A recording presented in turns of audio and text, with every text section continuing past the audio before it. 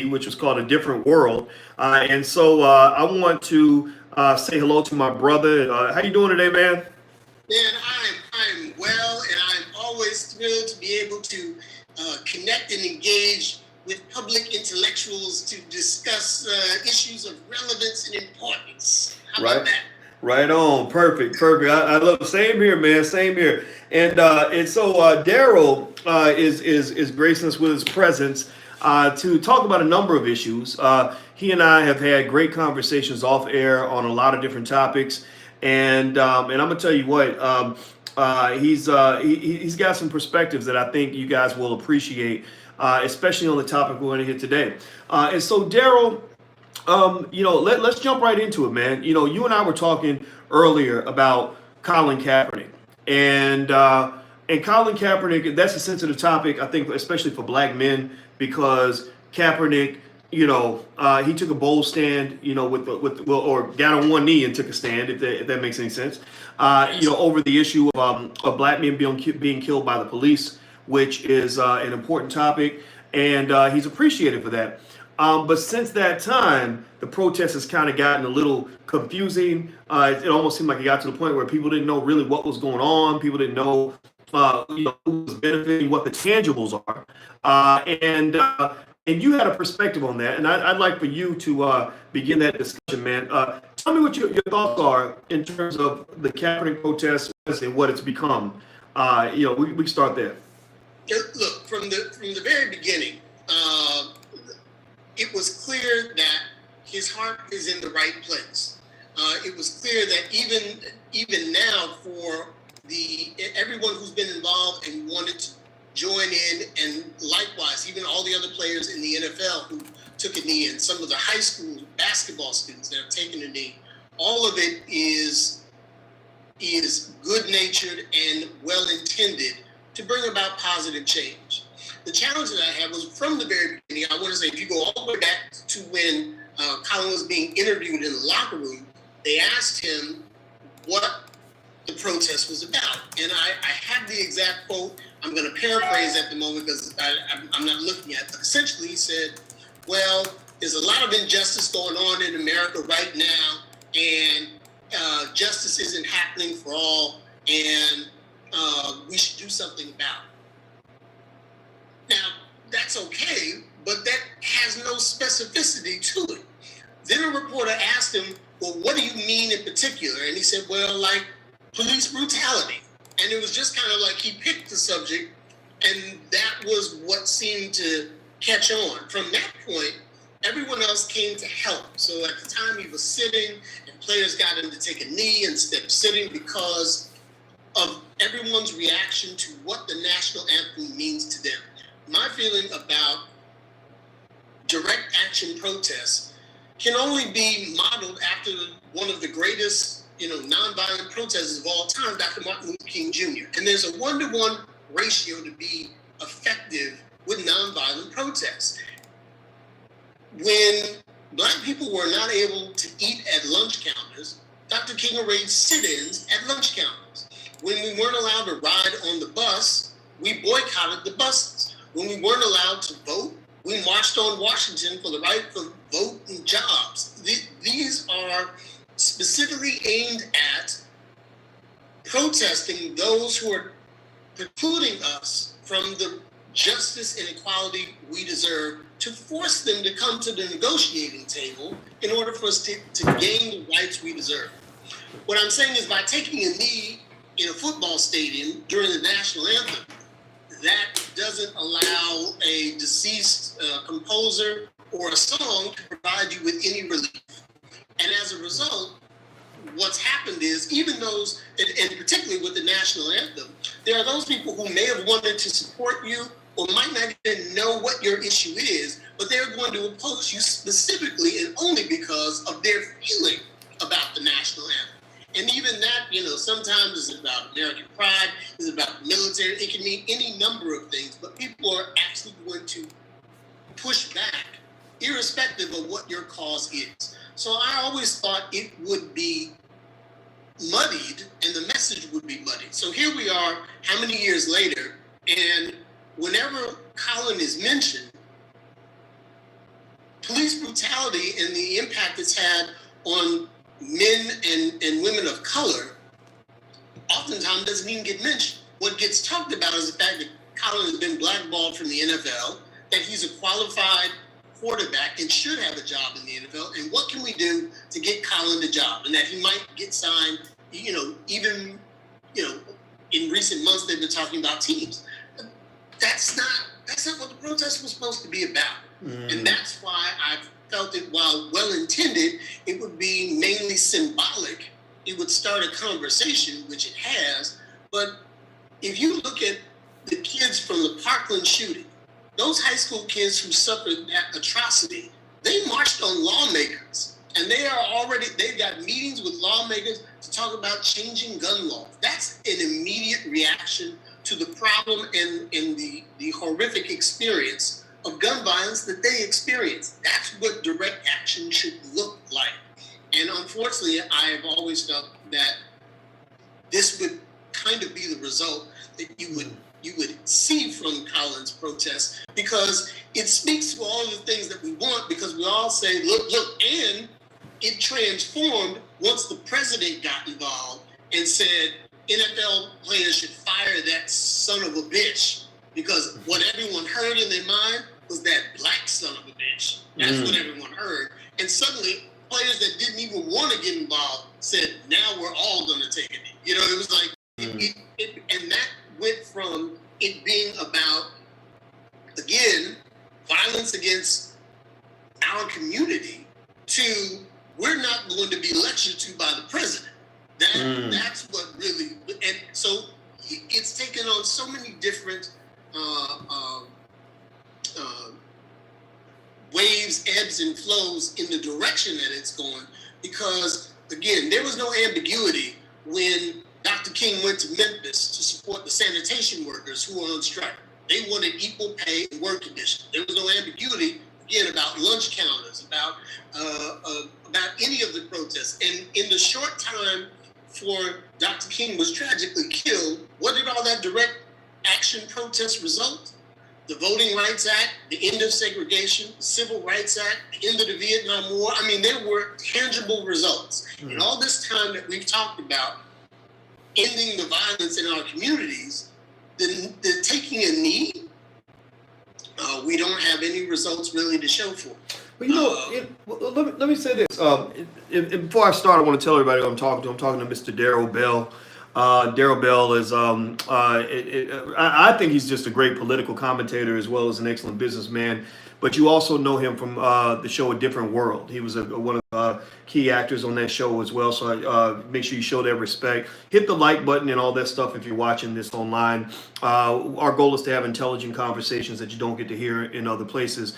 So Darryl, I'm gonna tell you, brother, I could not understand what it was that annoyed me about the whole Colin Kaepernick situation. I had to really process my emotions, because I was sort of sitting there like, why does this get on my motherfucking nerves? Like what is it that's annoying me about all of this? And I processed this and I went through my feelings, and you know what I figured out?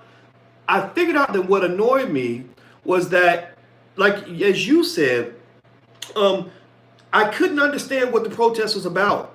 I couldn't understand what it meant to even get a victory. To me, a victory was not Colin Kaepernick getting his job back. That's good for him. That's nice. He's a disgruntled worker, as a brother named the Black Dot. He said Colin Kaepernick ain't no revolutionary. He's a disgruntled employee, which is fine. But we positioned him as a revolutionary. There were people that were comparing him to Muhammad Ali. And when you do the direct comparison with Muhammad Ali, I said, there ain't no comparison. It's like you can't compare me to Michael Jordan just because I play ball in my driveway. You know what I mean? Like, it's a different level. Ali was a man who sacrificed everything to make his point. Ali was a man who never shut up. He kept talking, even when he was in court facing jail time, had lost his whole career. Ali was not sitting there waiting for the NFL to give him a non-disclosure agreement with a $100 million paycheck. I don't know how much it is. They won't disclose that, right? He wasn't trying to get a deal with Nike, which is money coming directly from the NFL. He wasn't trying to do it. So what I felt like in this situation was we got pimped a little bit, in the sense that not that Kaepernick himself wanted to do the pimping, but I felt like we were being pimped a little bit, because basically, you know, it's like I need you all to rally behind me so that I can get me a multi-million-dollar deal with Nike, so that I can win this multi-million-dollar lawsuit with the NFL. And I'm not really gonna take the front lines on any important issues. I'm not gonna give any specific tangibles. I'm not gonna do anything else. I've taken a knee. They kicked me out of the NFL. Now I'm gonna sit here quietly and wait for my payday. Because I follow Cap on Twitter very closely. That brother wasn't saying nothing. And which is fine. His lawyers probably told him not to say anything, but he wasn't doing a Muhammad Ali like, well, we need to fight on this and fight on that. No, Kaepernick didn't say shit. And that was because he was waiting on that payday. And so I was sitting there saying, is this our measure of a revolutionary? Is that, you know, the community gets nothing when Kaepernick gets that check. Like I don't see anything in the community. So I'd like to ask you, can you kind of speak to that as well? What did the black community get from the Kaepernick protest? Okay, you've hit on a couple things. One, and I'll be, to be fair to Cap, I want to say he did donate $1 million of his own money to a cause that I can't remember specifically what it was. He also, I believe, he did get a meeting with the San Francisco police chief. Okay. But I don't know that San Francisco is. It certainly, I would imagine that if one looked at the record of San Francisco police, one may find some issues that they want to address. But I don't think San Francisco is on the forefront of where, say, Chicago, that's having problems with policing, or other communities where people of color are saying we're having some challenges. So, but the interesting thing, particularly because I had said this also about Muhammad Ali.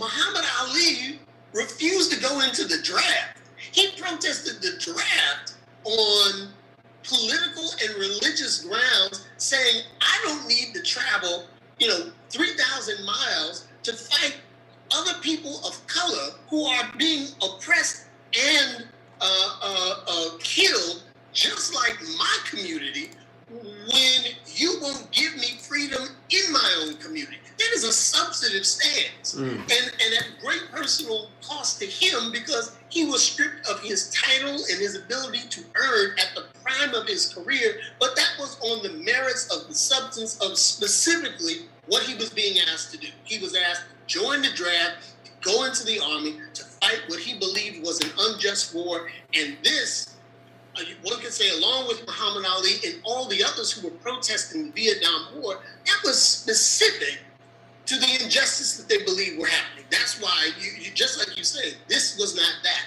But in terms of what we got, it's interesting because everyone with whom I've had this conversation who supported and tried to give me pushback on my opinion, what they've said is, we got the conversation. We got the subject. People are talking about, violence against Black folk in America. And, it reminded me, I want to say that it's a joke by Bobcat Goldthwait, where he said, all you see all these videos now of people showing the police beating them up. He said, so all I want to say is, if you are ever out with your phone and you have video of the police beating me up, put your phone down and help me. And that to me is kind of the sentiment that, it's not victory for me to say we got the conversation. I thought talk was cheap. It was action that was supposed to matter. And, having the conversation, every family that has suffered loss of a loved one that's gotten on television and seen no consequences imposed on those who murdered their family members, I don't know that they feel better that we got the conversation. They want to know what kind of consequences or accountability is going to be imposed on those who unjustly killed them, or what kind of changes are being made. And for that, we have nothing to show. We have nothing. Well, let me say this. Let me ask, and by the way, everybody who's watching, I'm talking to Mr. Darryl Bell. and we are discussing Colin Kaepernick and exactly what black people did and did not get from the Kaepernick protest. And hit the thumbs up button. If you're on YouTube, please stop for a second. Please hit that thumbs up button. It's very important. And share this conversation so other people can see this. Here's my thing with Cap, brother. I want to make sure that I don't give anybody the impression that I feel that he's done nothing for black people. Right? I mean, he took a knee. He didn't have to do that. He didn't even have to do that, right? And he lost his job because he took a knee. He's donated money to important causes. I think he has a nonprofit called Know Your Rights or something like that. So he donates directly to that. That's good. That's very, very good. And I think that what caused me confusion a little bit is not that Cap didn't do anything for black people, but that he did this much and we were acting like he did that much. You see what I mean? Almost like the Obama presidency in a way, where people say, well, Obama didn't do all the things that we wanted him to do. But the thing is that, a lot of these things, Obama never said he was going to do those things. You read that into him. You read into him that he was going to be the black leader that you never had.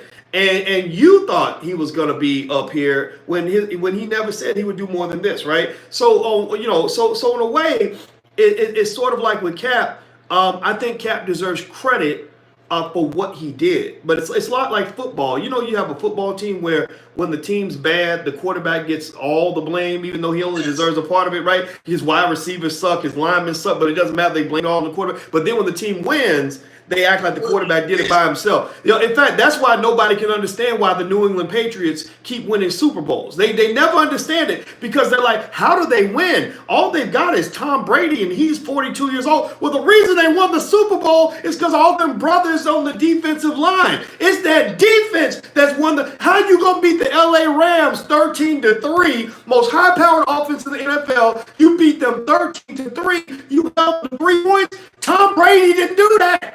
It was the brothers on defense that did that. But because you're focused so much on Brady, you're missing the bigger picture, right? So I think that we do that with Cap. I think that we're sort of looking at him and we're giving him more credit for being something that he's not. He's sitting back. He's just a quiet icon, not saying a word, not doing nothing that's going to mess up his money. He's thinking about his money. He's trying to get that paycheck.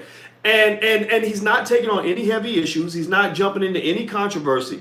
And people are looking at him and comparing him to a Muhammad Ali. He ain't Muhammad Ali. And I think that's just important to understand. The other thing is, I think it's fair to say that while I think Cap may be an imperfect messenger, right? And the message may have been right. Part of the challenge is, I believe that when he started sitting initially, I don't think he ever envisioned that he was going to be prepared to lead the revolution. I don't think he ever thought it would become all that it is now. I mean, if we go back to Abdul Mahmoud Rauf, Chris Jackson, for those who didn't know, who was a great basketball player, and do you know that at the age of 50, he's still balling his butt off? Did you see him in the Big Three League, Ice Cube's league? No, I didn't, but I don't get to see that enough. But it's great when you can catch all those cats right in that league who still show you they got. Man, that brother's playing like he's 25 years old. But go ahead. But he had a similar experience where he didn't want to stand for the national anthem, and ultimately they came to an understanding in the NBA where he would just pray during the national anthem, and it worked out, right? It was a moment in time. It didn't become a national movement, and I don't know if he would have been prepared to try to say, to lead a movement, because there are responsibilities and obligations in being the head of any sort of protest that I think at the end of the day, Colin just wanted to play football. I know, that's all he wanted. So it's like, oops, I started this. Now I can't undo it. Mm-hmm. And it took on a life of its own. And, in many ways, that's okay if you say that. You know, and I think that's why other folks tried to help him. But I believe it also speaks to the thirst in our community to have someone do and say the things that we feel are necessary. And in the absence of, a Martin King, anyone who comes close will get all of our support. They just will, because we just want it so badly. You know, our community is so tired. I believe even today on CNN, there was another news story of yet another Black man who was killed for whom there will be no consequences. And it hurts you so much to your core that you just want somebody to do something. And Colin was as close to anyone else, seemingly on a national level, to galvanize enough public support that you thought this might go somewhere. But clearly, it was not. This was a boat that needed a few holes plugged before it set sail.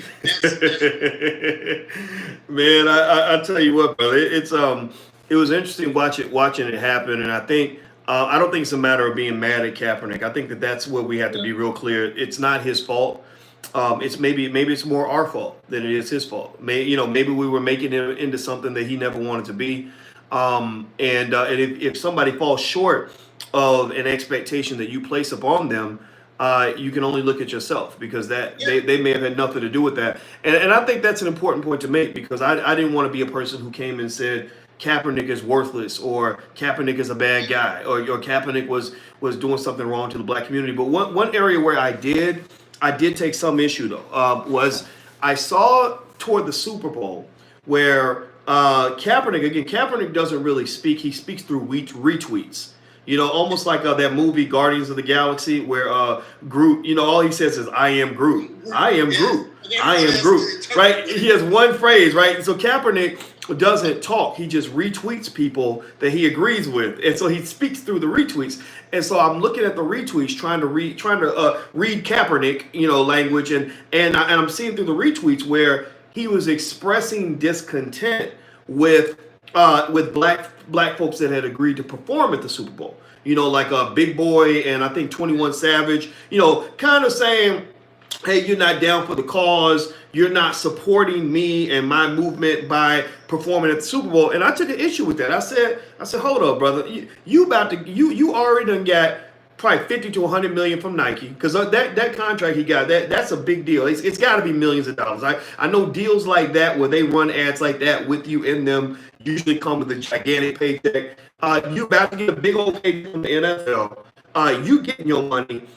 I don't understand why other Black people have to pass up their opportunity to get money from the same source in order to support you. Because let's just be clear, that NFL money, that NFL check, that money comes right from, that's the blood money that's coming right from the league that you want us all to boycott and everything else. And then the Nike money, they wouldn't have given you that contract if you were not in the NFL.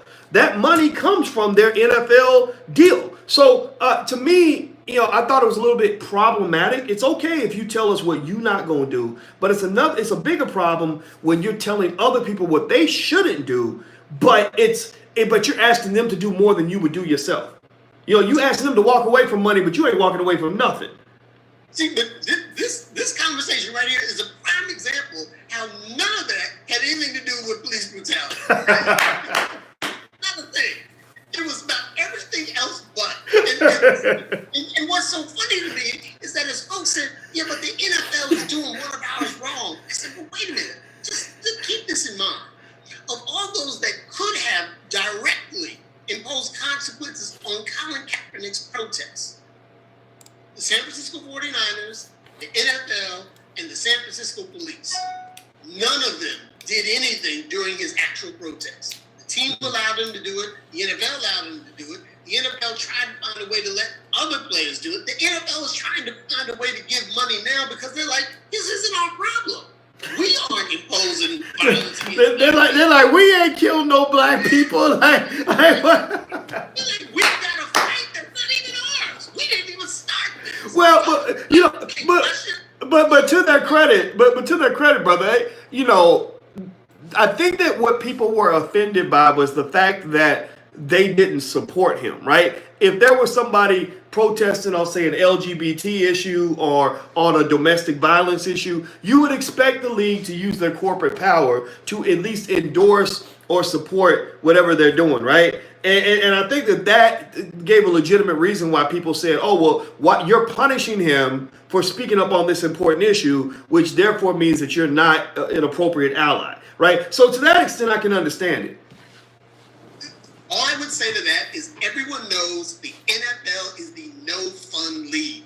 They don't support anything that doesn't have anything to do with touchdowns, sacks, and they don't want any of that. Anybody that's a distraction, the NFL wants you out. The NFL is only about the business of selling football, tickets, and merchandise. Anything that doesn't fall under one of those three verticals, get out.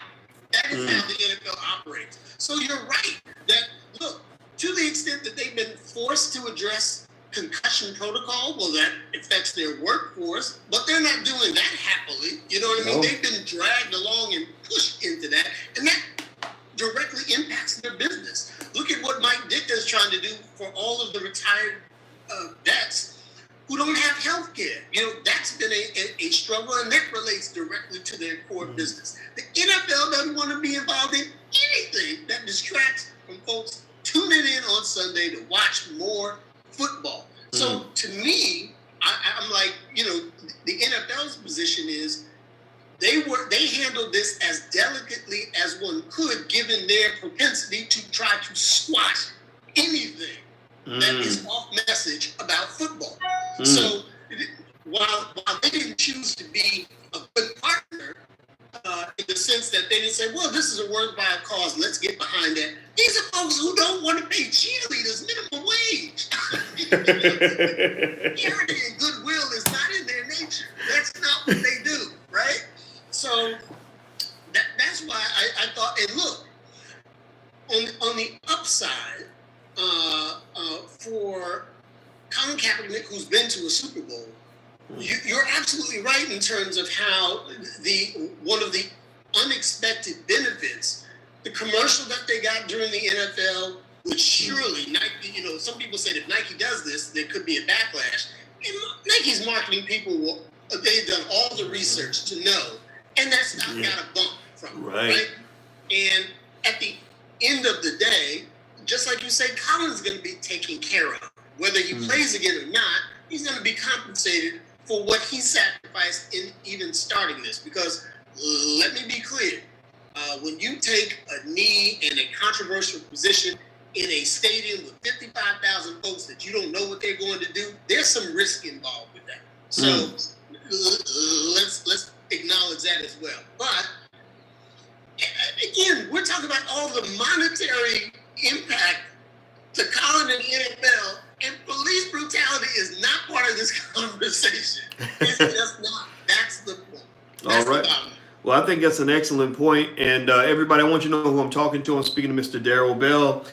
He's an excellent political commentator, a very smart businessman, respected colleague, and a good friend. And also, you might have known him from a different world. He was great on that show. And I try not to bring that up too much, man, because I don't want people to just define you from that show. But it seems like you kind of take it in stride, that a lot of people know you from the show. And I think people get emotional because they get nostalgic. They wish shows like A Different World was still on TV. How do you kind of take that when people still talk about what you did in the 90s?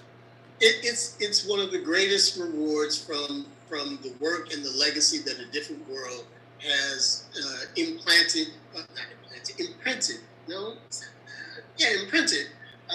or the legacy that The Different World has left for ours and the greater community. There's nothing that I'm more evangelical about the need for education, particularly for folks of color and for HBCUs that need to raise money to be ongoing concerns and vibrant for all the good that they do. Later this month, I'm giving a keynote address at a leadership conference at Lane College. So my mouth is where my butt goes, and so I'm authentically and intrinsically committed to seeing these institutions prosper. So it's always good. Whenever you see folks come up to you, and it's something that continually happens. Everyone says each one teach one, or if you can save one life. So anytime someone says to you, you know, I changed my life because I went to school, because I watched A Different World, that's real talk. And it's the greatest gift that show has ever had. As an artist, as an actor, you want to be able to entertain and be funny, and we think we accomplish that. Heck, even in this conversation, I like to think I made you smile at least once, which is good. But to know that you had the ability to change someone's life for the positive with your work and your art is one of the greatest awards we can ever have. So yeah, I'm never taken aback by someone saying, it's Ron from A Different World. Yes. Yeah, so that answers your question. Somebody literally blessed his ass. What character did he play? So he played Ron. He played Dwayne Wayne's best friend. Yeah, I'm looking good and sexy as I did on TV. What happened? Brother, I think we both look great. Not even for our age, we look as sharp, and you know, at any age. And you know, well, but black don't crack. I think black men, we just look sharper as we get older. But something I was gonna say that was funny too, is because it's really interesting when you talk about, you know, shows impacting people's lives. One of my very good friends, who's an attorney, she literally says, I was Felicia Rashad, you know, so she watched the Cosby Show, and that's what molded her into who she is today. And it's silly, you know, for us to think that these images on television don't affect how we see ourselves. And television, so much more than film, and one could question whether music is even more impactful, because television is in your living room.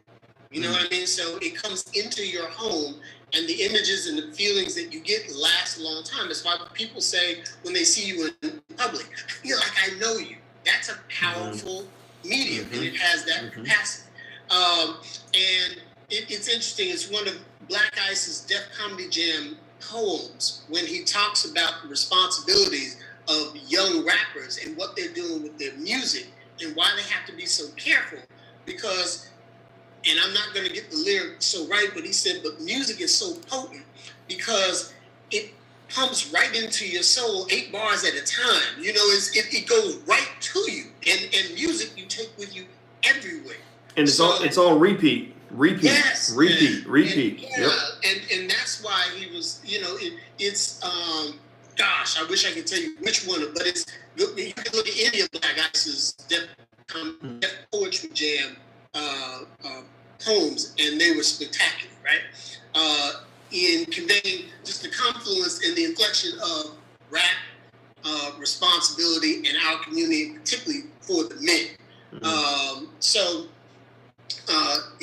That's why for people who say, look, I just want to entertain and make folks laugh, there's some truth to that. There are a lot of folks who create content that's just for you to sit back, have a laugh, and entertain. But for those people who perpetuate the pathology in our community, who perpetuate stereotypes, when those are pumped into the household, they have a tremendous effect to the other side that all of the positive images have. And artists always need to be mindful of that. You know what I mean? If you're going to reflect something, which is, you know, artists, you can say that's our responsibility. We're supposed to live in a world and be able to reflect our truths and observations of that world through our art. But it's because of all of those people who said, you know, I'm a lawyer because I saw Felicia Rashad. I'm a doctor because I looked at Kimberly Reese on A Different World. Or I became an engineer and got a perfect score on my SATs because Dwayne Wayne did. Those are the things that let you know when people see you, they will emulate. And so you want to be mindful of the images you portray. And not only that, one of the things that I've had philosophical and creative disagreements with many of my peers, in the sense that when so much of the content that we see on television, for example, if I see one more, you know, drug dealer turned music mogul, you know, I've seen that story so many times, right? And folks will say, because that's real. That's a real story. Okay, it's also real if I put paint on the wall and watch it dry, but that doesn't make it interesting. Just because it's real doesn't mean that it's artistically interesting or valid.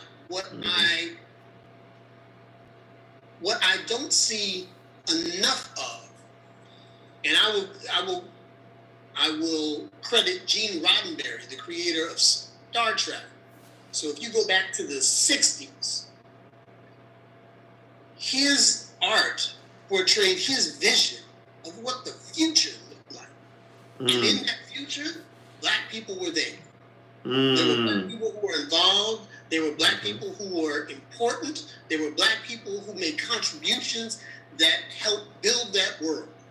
I don't see enough of, not that it's complete absence, but enough of artists of color creating art in film, television, and music that show you what the future of our community should look like. And particularly as, you talking about the Black Business School, I want to see the stories about, black entrepreneurs. There are more black millionaires and billionaires now than ever before, but I don't see their stories being portrayed the same way that you can find any number of, from House of Cards talking about the president to Billions on Showtime talking about billionaires and so forth. There are all kinds of stories of folks not of color that represent these people's lives and futures. And that's what I think was hopeful about a different world in showing what you could be.